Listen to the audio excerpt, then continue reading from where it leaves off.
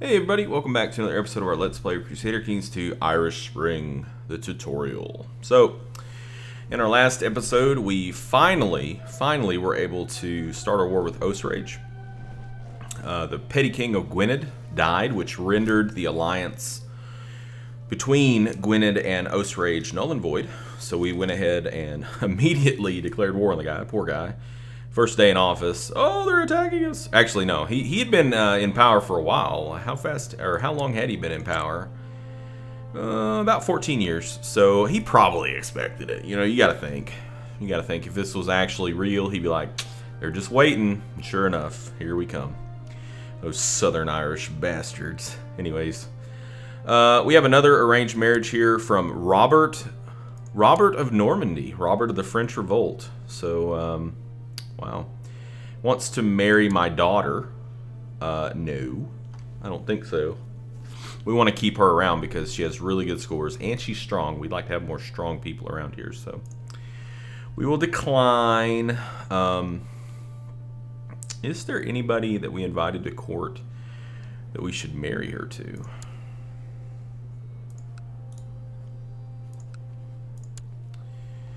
Let's see. Well, we don't want to have any inbred. Who are you? Heir to the bishopric of... No. That's all I needed to see with bishopric. No. I actually just kind of want to see...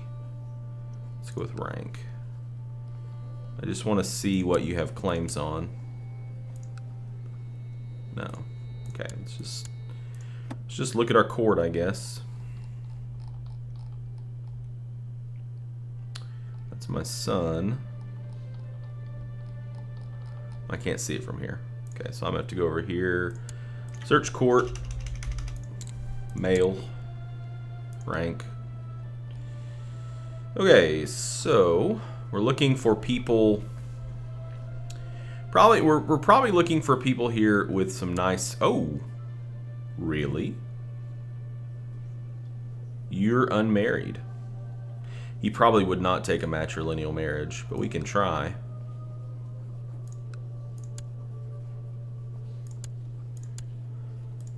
No. Yeah, too high in line of succession. To be expected, pretty much. Okay, what about you? Nat Frake. Okay, you are betrothed to somebody. Gruffid, we already married off to somebody. You're a little old, Donchad, and you're also married. Oh, here we go. Not married. Selichin. You have a strong claim on Desmumain, which we already own that, so I'm not too concerned. Strong claim on Desmumain. Desmumain. So it looks like most of the people that we have here that are unmarried just have strong claims on Desmumain. So maybe we should look around. Let's look at England, Throne of England. Is there any claimants for Kingdom of England here? The Marshal of England himself, and he's unmarried, and he has a strong claim on the Kingdom of England. Really? Okay, that's gonna be the guy right there. We're gonna marry him matrilineally to my daughter. Sounds legit, right, guys? And then what we'll do is maybe, you know, since it's a strong claim, it can be inherited by successors. So then we press the claim. Okay, well, let's go ahead and get our war back going here so we can finish this thing up. My liege, the people of Paris progress beyond our own technological level. I have managed to study their advancements, and the documents enclosed here should help us to reach their level. I hope you will find this to your satisfaction. So this is because our spy master is studying technology or stealing technology in Paris. So if we look at our technology screen here, what will happen is we have one of three options will happen. We have basically one of these is going to happen. We're going to gain 50 technology points in one of the categories. Cannot gain them in, it can't hit twice or three times. It's only, you know, one of the three. So let's see what we gain. We gain, drum roll please, brrr, economy. So speaking of technology, what are we looking at wanting right now? Well, Now that we are feudal and we have a lot of holdings, I find that for economy, I like to favor town infrastructure to bump up that city tax. I often like to pair this with a law change. I like to shift the burgher, which is the mayor, obligation over to gold. So right now, the council is allowed to vote on this because our council is empowered. And as you can see, we have two opponents. Surprise, surprise, both of the mayors that are under us are opposed. And the reason for this is because if you hover over this, it will tell you about the obligation law, and it will tell you that mayors tend to favor supplying troops over paying taxes, which is the exact opposite of what we like, because mayors don't have as many troops as they do gold. So that's why they want to supply troops, is because they want to keep their gold for themselves, because they're gold focused. Whereas like nobles are the other way around. They don't have as much gold, but they have a lot of troops. And I bet you can guess what they like to supply. They like to supply gold. They don't like to supply troops. So, and then the church is a balance of both. So they tend to favor being right in the middle. So, anyways, so what we're going to do is eventually we're probably going to want to switch this law over, but right now it's not a huge deal. Yeah.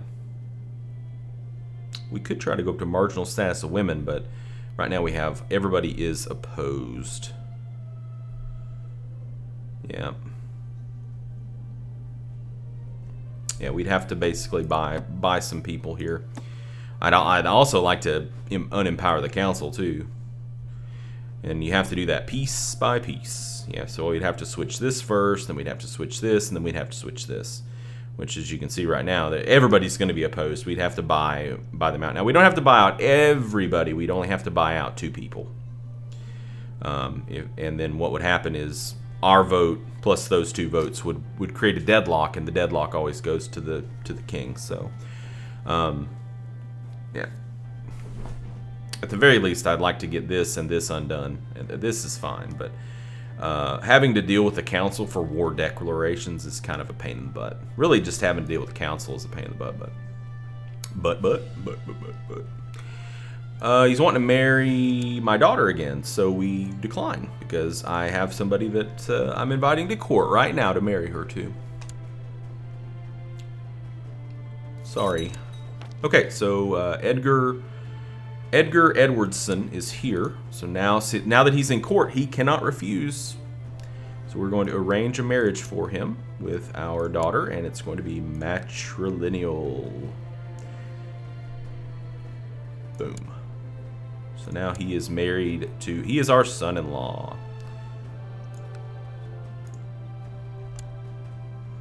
And he's got pretty good war score too, so pretty happy about that. Oh man, we got another technology pop. So let's see what we get this time. Drum roll, please. Oh, more economy. So if we want to advance town infrastructure, we only need 70 more points. That's not too bad. Bishop Kolob is no longer court chaplain for King Brian. What happened? He died a natural death on the 1st of December, 1091 at age 56. So now we have to pick another court chaplain. So we can go with Finnegan or Aratak. I guess we'll go with Finnegan since he is already a bishop. And this will make him like us a little bit more. And then I'm just gonna... What did we have our last bishop do? Do we have...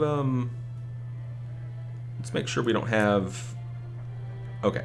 I was thinking for a second we might have had like a heresy or something we needed to deal with, but since we don't, let's just send him over to Roma,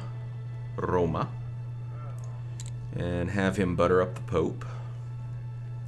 I think there is an anti-Pope, yeah, but moral authority is pretty dang high because of the fact that we are crusading. And you can see he does not like us because we're not crusading and we owe money to Jewish moneylenders.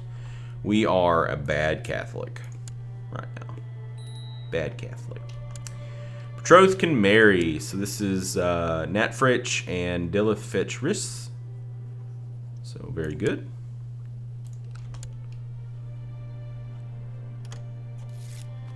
Very good. To the humble rogue Brian.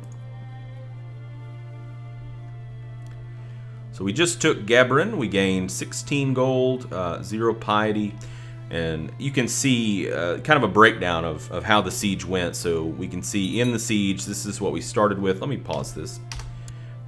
We started with this many of the different kinds of units. We had this many casualties, this many survivors. You can see, you know, their defenders, what they had, and their survivors, 0. Leftist garrison, 86. So now we've sieged that out. And the way that it works is as you continue to siege out a place, it goes quicker. So you can see that second level holding is sieging out really fast. He is about to siege out Lagan there, but it's probably not going to be enough to stop us from winning the war. Well, it won't be, but in fact, it's already at 99%. So once this gets completely sieged out, it'll be at 100%, even though he does have one of our holdings sieged out. So, who is this? Our grandson. You know, who is his daddy? His daddy is our heir. So let's go ahead and try to give him thrift, so that we can maybe make him, you know, quick or a genius or something. Now, from what I understand of the education system, it can only go up 1 notch. So because of the fact that he is of normal intelligence, I think it can only go up to quick, but still quick's good because it's a, you know, it's a +3 across the board. Okay, courtier. Let's give her humility.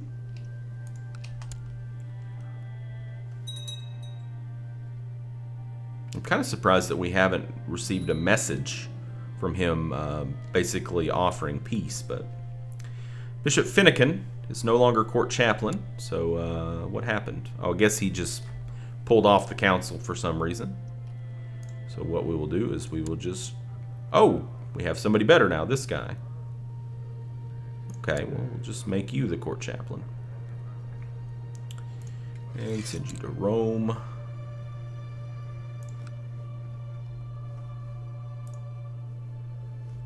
Oh, yeah, see, this guy took over, our cousin. And he does like us a lot, but he likes the Pope better. So that's a bit of a shame. Let's go ahead and who do we want to have this time? Is this opinion? Yeah, it's opinion.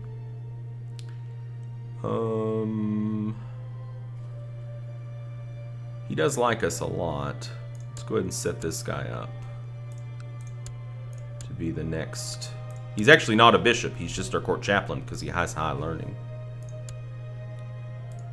Okay, so they did win that. You can see the war score did go down to 91%, but because they've lost so many troops, they can't even siege this holding now.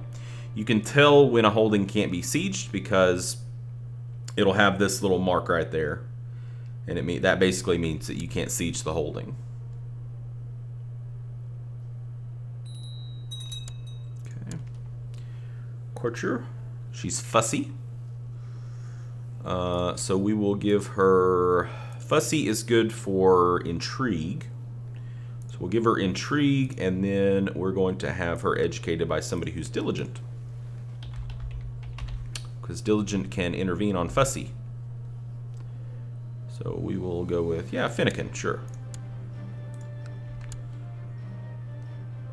You can see we're losing money right now.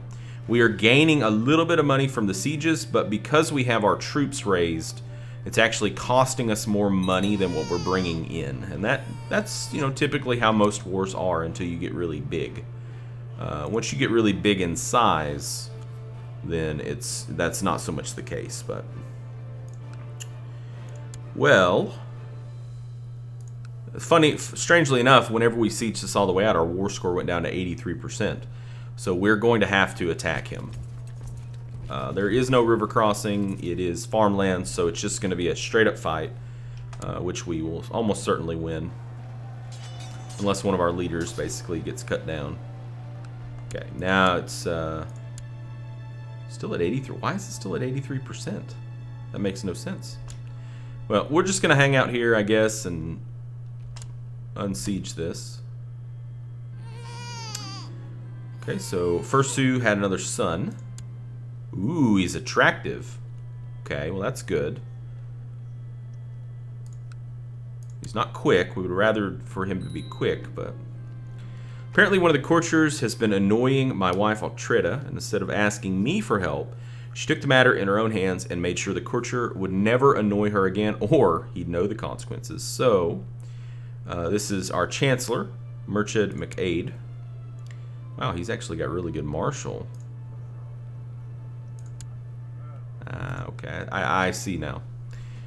We can do, what on earth was she thinking, which will make him like us more and make her like us less a little bit. Or we can do this. Well, you know what? We don't want to have any more babies with her, so we actually kind of want her to dislike us a little. So we're going to say, what on earth was she thinking? Now, what the computer's going to do at this point, more than likely, is they're going to finish their shattered retreat, and they're going to come back down and try to unsiege Ostrage, I'd imagine. If they have enough troops for it. I don't really understand this because they don't have enough troops to siege that, so... One of our commanders died, so we have to appoint a new commander. And we will just go with... You know what? I'm going to go with Conan here because Conan sounds like he really could get some things done. He sounds like a man who might know a thing or two about war and kicking ass. Who's this? My son. Okay, so this is our second son. We were giving him, I guess, maybe stewardship? No, must have been we were giving him martial because he ended up haughty and rowdy. Well, haughty I don't think is good for anything. However, rowdy is good for martial. So we're going to stick with the martial education. And then we probably want somebody to intervene on that haughty, I think. Well... If we intervene on the haughty, there's a chance that he could become ambitious, which I don't know that we want. If we don't intervene on the haughty, he could become proud, arbitrary, or cruel, which are kind of crappy too. So I guess I will intervene. But it could go either way. So what we're going to want to do is we're going to want to set him up with somebody who is ambitious. Such as, you know what, let's go with the Chancellor, because it will make the Chancellor like us a little bit more. Very good. Get back up my timer. Okay. So once we get this unsieged, the war will be over. And I really don't understand the computer's logic here when I'm pretty sure they could just come back here and siege this. But the AI does strange things. You'll see lots of strange things as you play this game. Things that, you know, once they don't stand out to you as strange so much when you first start playing, but once you kind of, you know, you understand things and you see how things work in the game, you're really going to be like, why is this happening? So, oh, wow, okay, so they did siege down 2 holdings. So, okay, another technology pop. So what are we going to get this time? Drum roll, please. Culture. Now, culture, I'm thinking what we'll go with next. I don't know. Probably legalism. Yeah, probably legalism. I think legalism is by far the best one in culture, because as you advance up in legalism, you can open up additional laws and things, which is pretty damn important.